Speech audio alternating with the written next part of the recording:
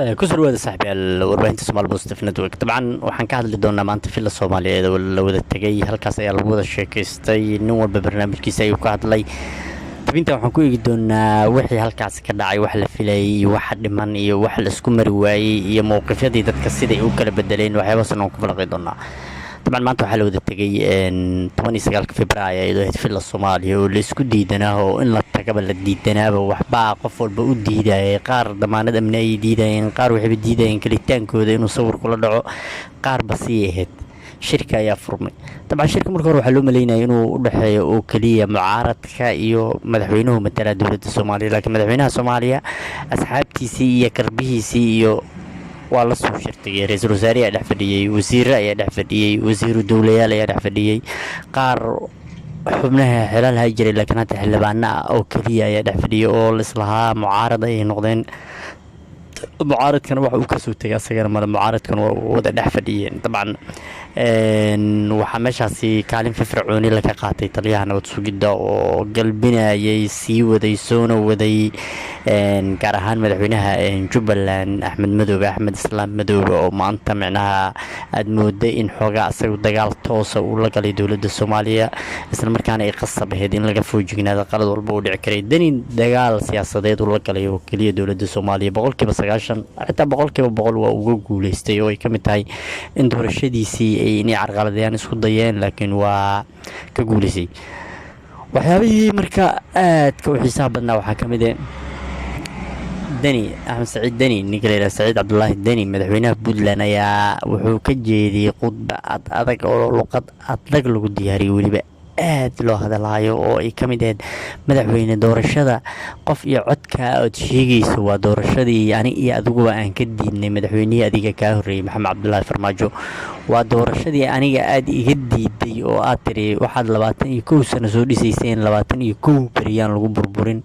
marka doorasho noocaas ayaa wadamana ka aqbali doono, dalkana waa ku kala qaybsami doonaa waana ku kala tegi doonaa oo cad ayuu sheegay Maxamed Saciid Dani, taasoo micnaha madaxweynaha uusan filaynba.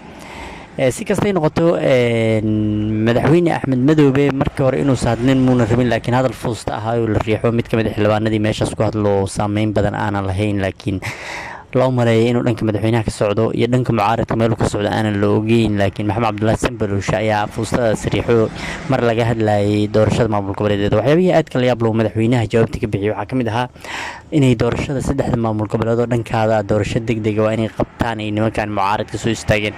kadibna wuxuu yidhi saddexda mas-uul oo maqan ayaan kala hadli doonaa iyo dowladda ay taas u dhaxaysa adinkii ma dhaxaysa meeshaas ku xira. taas waa lagu guuleystay mucaaradka waxyaabaha ay aad ku guuleysteen aadna uga hadlayeen waxaa ka mid ah doorashada oo ayda dib loo dhigay ka hadalkeeda oo micnaha lagu fududaa waayay. madaxweynuhu waxyaabaha laga haya waxaa ka mid ah inuu dhul ka dhigay doorashadii oo uu yidhi doorashada aniga aan wada hadaa ku qanci weysiin doorasho aan isla ogolnahay ayaan guddi u saaraynaa oo soo saari doonaa.